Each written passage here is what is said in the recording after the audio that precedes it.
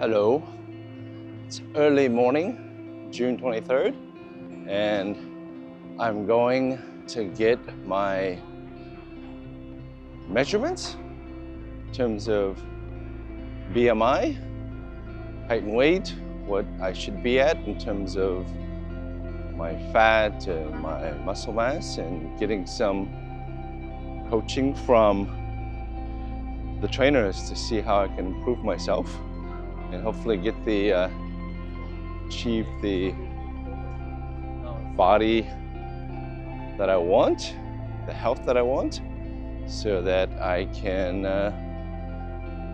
be a healthy old dad. Okay, so we're gonna go to the gym to get this done because they have the machines to be able to basically capture all of this and then get some coaching. All right, so we'll see you shortly inside. All right, so now I'm dressed in gym clothes and I'm going to the gym. I'm going to get measurements. See how I do. The road to amazing health starts here. Day after your birthday. You gotta keep charging. Make 54 better than 53. See improvements. All right, so headed in.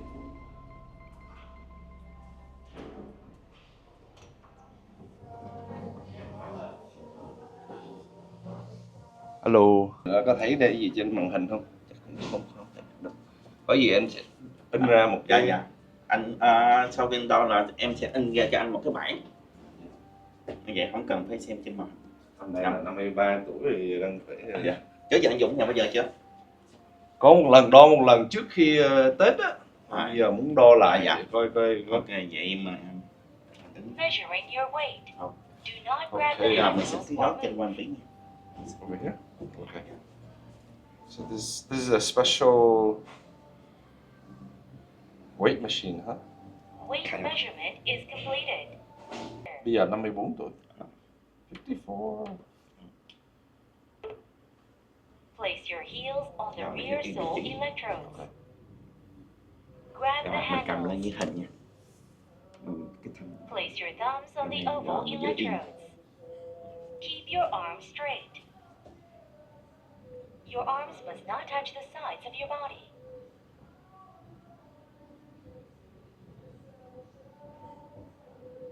Starting your in-body test.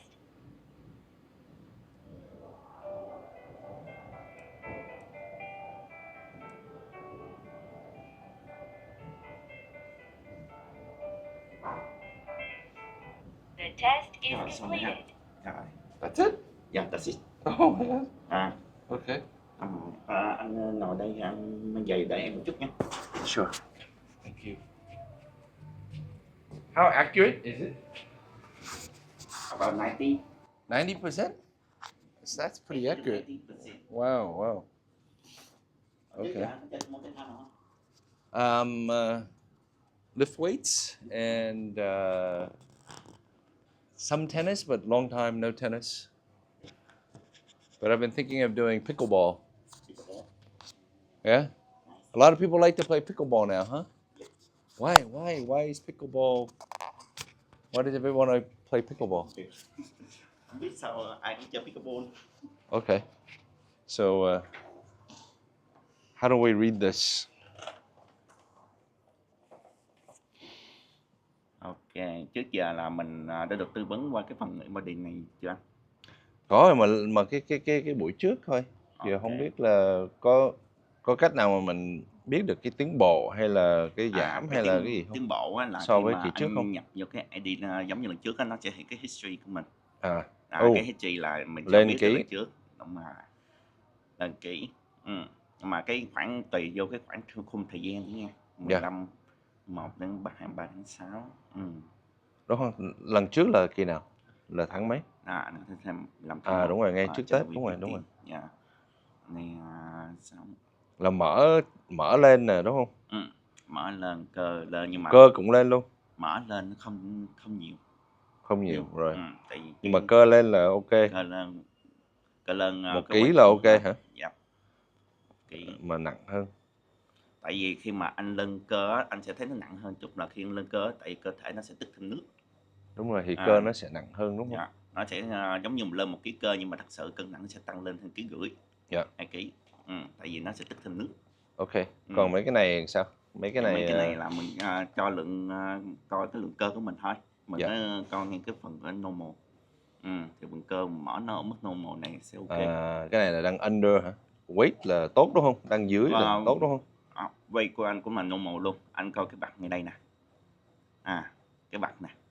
Là nó nghe mức ở normal nè. Trong cái này là cái mức của mình. Ok. Đúng rồi. Ok. Mình coi cái mức này là trong mức normal. Thì phần cơ của mình miễn càng cao càng tốt, không vấn đề gì hết. Dạ. Xong body fat là 15 kg. 15 kg. Đó là Còn một cái chỉ số chính xác thôi, nhưng mà cái chỉ số mà anh cái mà BMI này là cần xuống nè đúng không?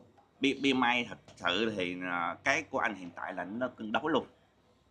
Nó miễn sao nó trong này thôi, miễn sao anh đừng để cho nó vượt qua mức over là được. Không, mình ở mà giống mình muốn 6 múi. 6 múi thì là phải nằm ở đâu? Thì cái này là anh quan tâm cái percent body fat. Dạ, percent body fat là đang 19%, 19.6. Nếu mà anh muốn 6 múi là khoảng chừng dao động từ 15% trở xuống. Thì cái đó một trong những cách là dựa trên calorie deficiency hả? Là mình giảm calorie đúng không? Calorie với lại cái phần tăng cái build cái phần muscle của mình lên. Dạ. Là khi mình build muscle lên thì cái mỡ nó sẽ giảm.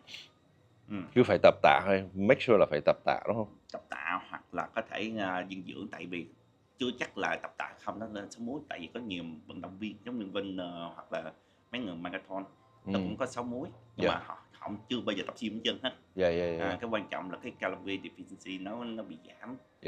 Thì nó cái phần mỡ của mình nó tiêu biến. Thì lúc đó thì nó hiện số múi của mình ra. Đa phần ai cũng có múi, kể cả không tập luôn, chỉ là cái khi tập có mà tại vì mỡ nó che hết đúng luôn. rồi, mỡ nó che hết. Mỡ che hết chứ như vậy chỉ cắt cái đó mỡ thôi là nó sẽ siết lại liền. Thì phần cơ thì nó sẽ giúp cho mình nó tăng cái chuyển hóa cao hơn, thì lúc đó thì nó đốt nhanh hơn, mạnh hơn. Thì cơ thì anh có thể cao càng tốt, còn mỡ thì muốn sống múi là phải 15% trở xuống. Phải xuống 15. Nhưng mà nó tùy vô một số cơ địa là gần như là có thể có 2 múi hoặc 4 múi hoặc là 0 múi hoặc là có 8 múi. Tùy cơ địa. Có một giống như anh biết bây giờ sao có cách nào mà thấy được không? Có nào biết là mình có 4 múi, 6 múi hay là 8 không? Lúc nào đốt thì mới thấy được. Cái đó giống như The Rock, giống như Hollywood. Ảnh tập siết hoàn toàn nhưng mà không hề có miếng múi nào hết trơn. Không có luôn. Tạng là không có múi. Cái cơ địa thôi. Cơ địa. Không, mà bây giờ nếu mà mình muốn xuống 6 tháng có làm được không? Cần bao nhiêu thời gian để nếu mà mình muốn bắt đầu để thấy là nếu mà anh 6 tháng thì vẫn được. possible. Vẫn possible được, chỉ là quan trọng là anh commit với nó không. Tức là mình sẽ siết vào cái phần ăn và tập luyện. Mà cho cái tuổi của anh thì sao? Tuổi anh thì cái quan trọng là tuổi với tuổi của anh hiện tại là không có vấn đề gì hết. Không có vấn đề. Quan trọng là tại vì cái đó là anh thay vì đó anh siết lại cái phần ăn của mình. Thì anh không có bị chấn thương hoặc có tiền sử bệnh lý gì không? Không, nói chung là không chấn thương phải không? Thì lâu nếu mà tập nhiều quá, nặng quá thì bị chấn thương, nhưng mà giờ đang ráng là không có push mạnh quá. Đúng rồi. Với lại bây giờ tới tuổi già phải co giãn nhiều hơn, stretching nhiều hơn. Vậy em recommend là mình tập theo kiểu mà nhiều lần hơn là nặng. Tức là nó cũng là một dạng thực ra build cơ là không cần phải tập nặng là mới build cơ. Có thể là tập giống reps, như nhiều rep nhưng mà tới ngưỡng failure thì nó sẽ kích hoạt cái phát triển cơ bắp liền.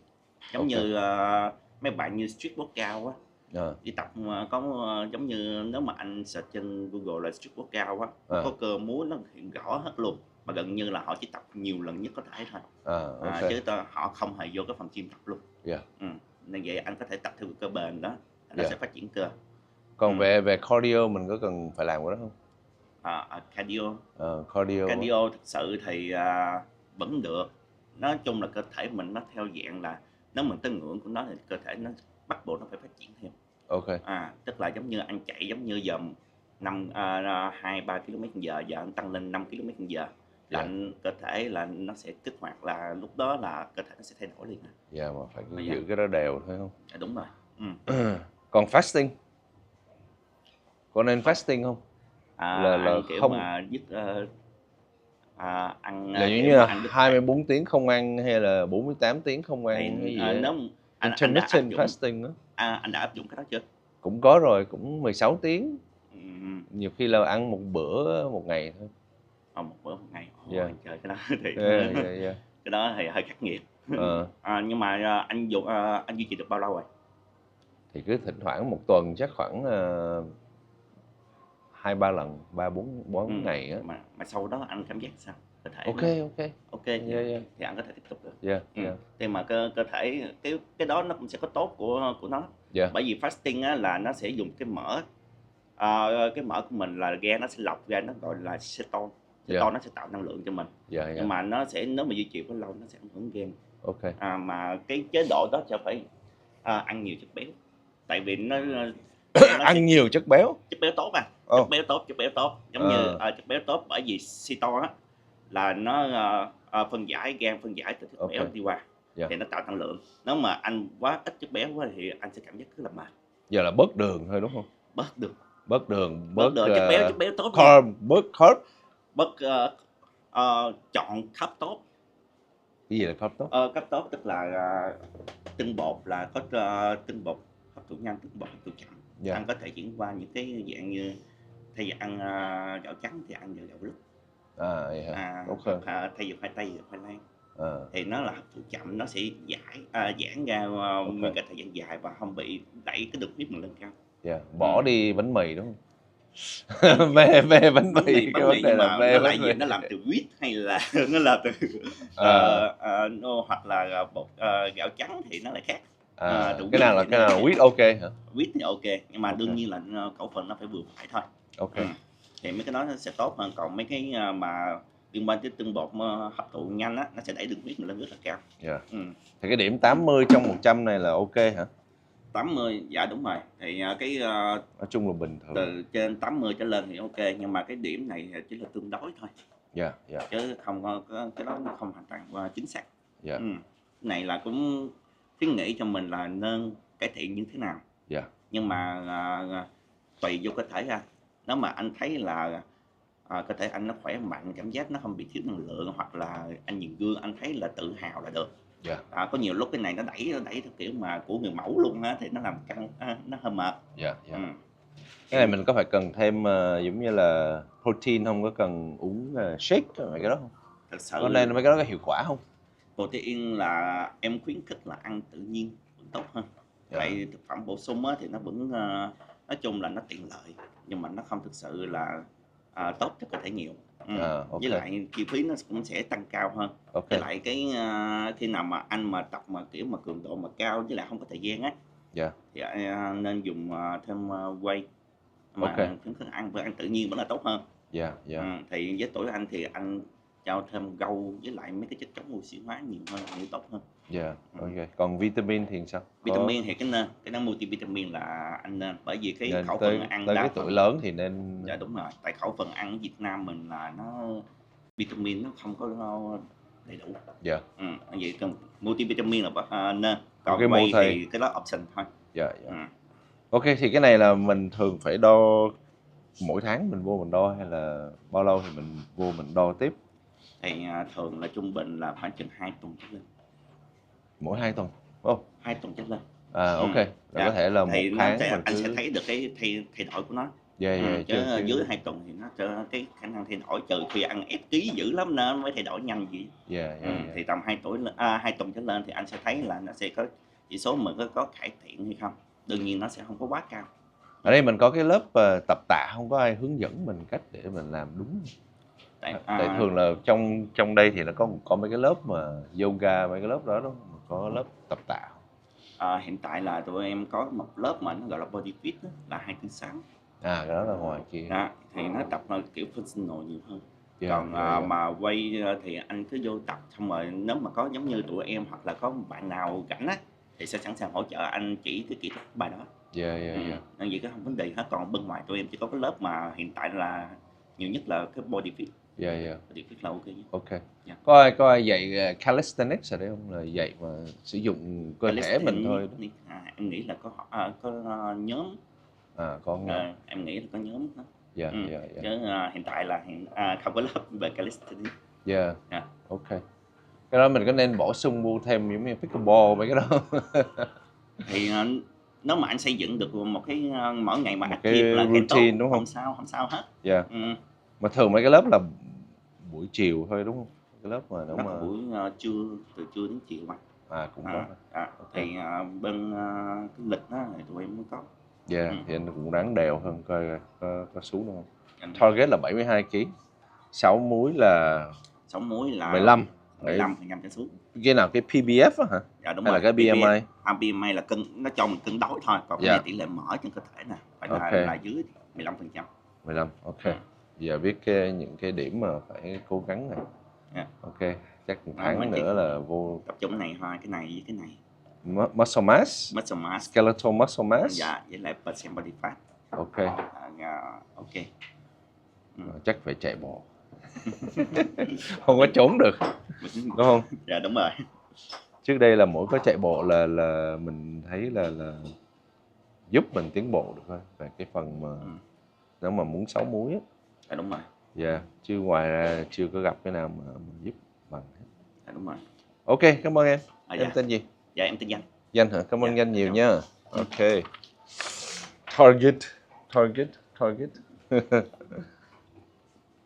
Bye bye.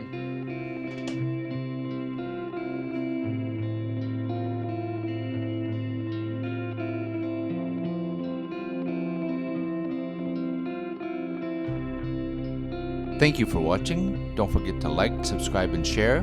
Old Dad Discovers.